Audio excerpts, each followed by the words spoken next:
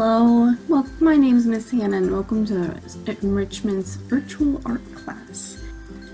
Alright, so today we're kind of just going to jump right into it. Because I don't know what supplies you guys have at home, it's kind of hard for me to really give you a structured lesson. Like, oh, we're going to use paint today, or we're going to use some oil pastel. I don't know if you even have that at home. So I'm going to be doing a lot of the basics. And if there's anything that you want me to show you, or if you feel like it would be awesome to let others know, please let me know in the comments so that I can kind of start to structure things and get things rolling. Alright, so today we are actually going to be working on one of those basics. We are going to be making some paint, because I don't know who has paint at home, and this would be a great way to know that you guys all have access to it. So I'm just kind of jump right into it, get it all done. The supplies that you'll need, there will also be a list of these supplies in the description, so don't worry if I go too fast, you can always go down there. Supplies you will need water. Well, I would start off with a half a cup. I'm just doing a little batch just to show you how things are done.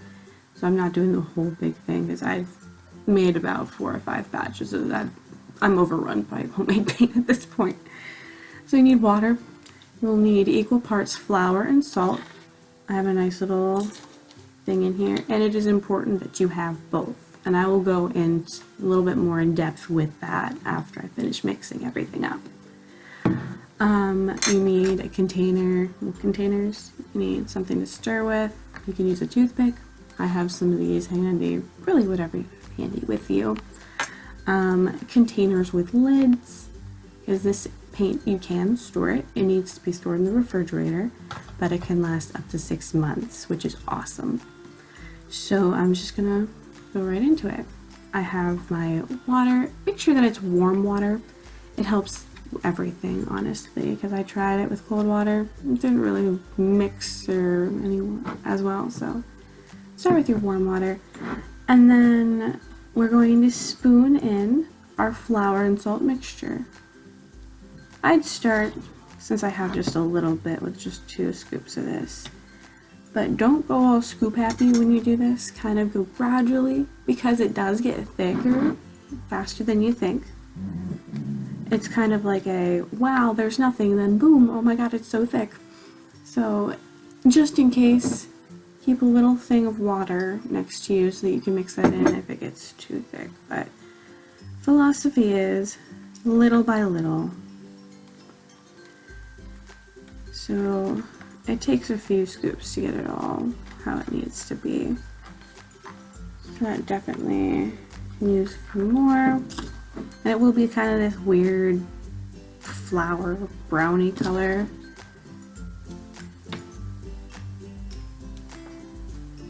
And we're mixing. It can be a bit tedious, but it's so much cheaper than going out and buying paint. And especially as times are now, if you can't necessarily go out. And I'm sure you guys are getting cabin fever just like me, is sitting at home twiddling my thumbs. Not my jam-a-llama. Alright, so you can see we're starting to get somewhere. I know for my big batches, I used 5 to 8 tablespoons of each flour and salt. Just because I used 8 because I really like thick paint. That's how I like to work in my projects for college and beyond, my personal projects. I like to use really thick paint. So we're gonna go for a medium paint. I need to put this down on the table to really, and if you have a whisk, that might be good to stir this with, because you don't want any lumps at all. The lumps, if they get on your paper when you're painting, they'll kind of make it lumpy and weird, and it just won't go well. A few more spoonfuls of this. And really it's a back and forth between, ooh, put some more in, kind of stir, see what happens, and let's put some more in. So nothing too bad. Ooh, I think that was our magic number. You kind of see, trying to, my desk is so little I can't get everything in. Alright, let's see.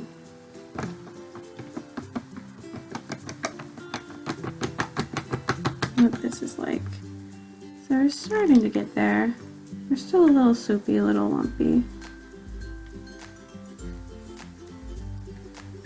But really what you want to do, you want to break up all the lumps. You want to get it to a good consistency or thickness that you feel comfortable with.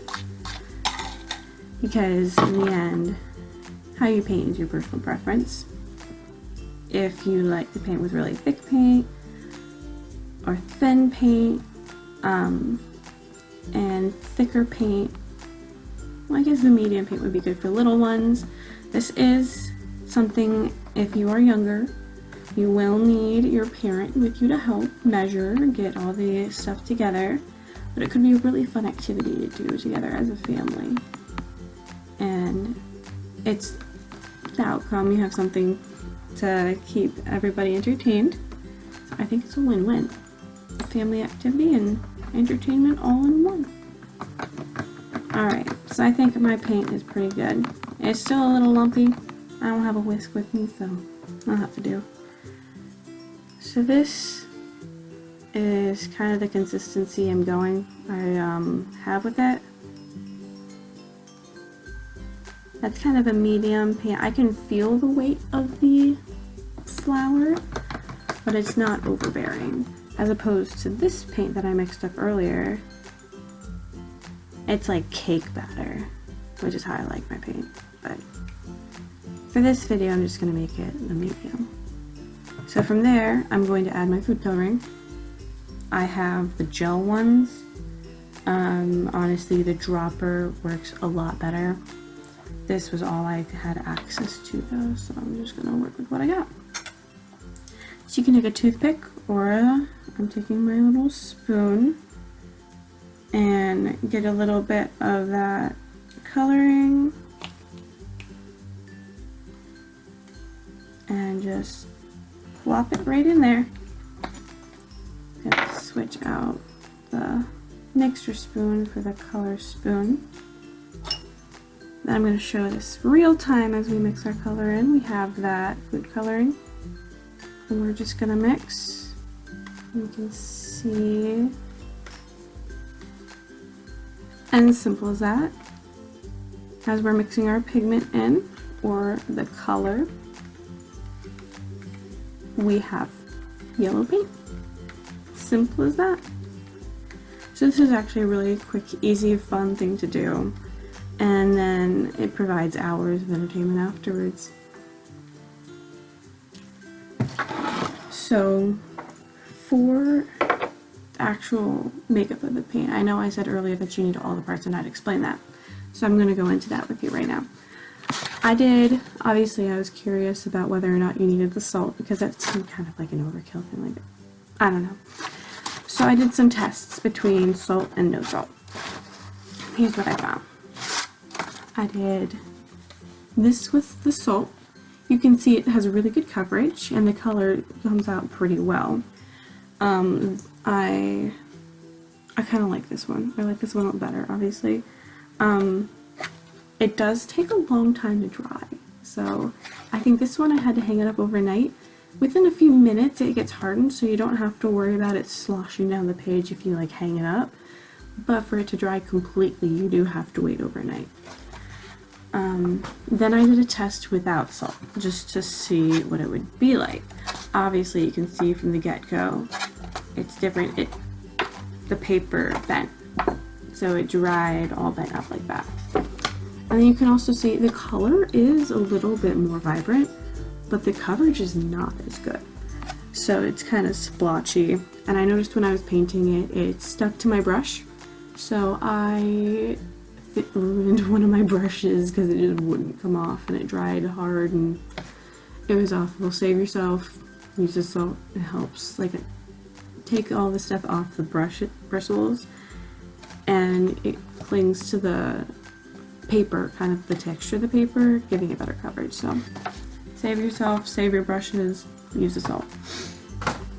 So yeah, I do have a challenge for you guys. And I know some of you who were in my class know that I do love a good challenge for making those hot air balloons. I think it would be wonderful to see some of you guys' art. And I think it'd be cool to see you make it with this paint. So I'm going to challenge you guys into making a project about something that makes you happy and hopeful. Because I think right around now, I think everyone needs a little bit of a reminder of the good things going on. So I did a little thing using the paint of a cactus, nice plant, just basic, simple. As you can see, I have a lot of plants. These are half of them. My other half are sitting over here on the desk next to me. I love them so much. So that was mine. And I challenge you guys to make more. Make some of yours.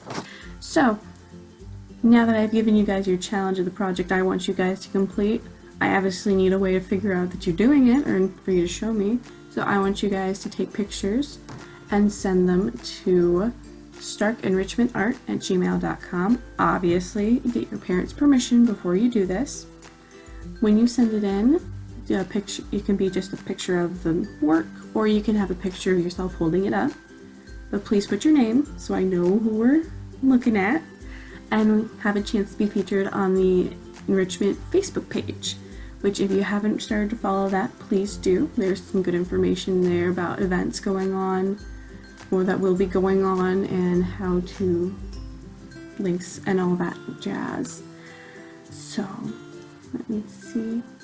So I think that is all that I am going to wanted to do today. Please like, subscribe, comment, fill those comments with things that you want me to do or things that you really miss. Just whatever you feel like you need to say, please say it. And with that, I am done. So have a good day, keep creating, and stave off that cabin fever, because you know it's gonna happen. Bye.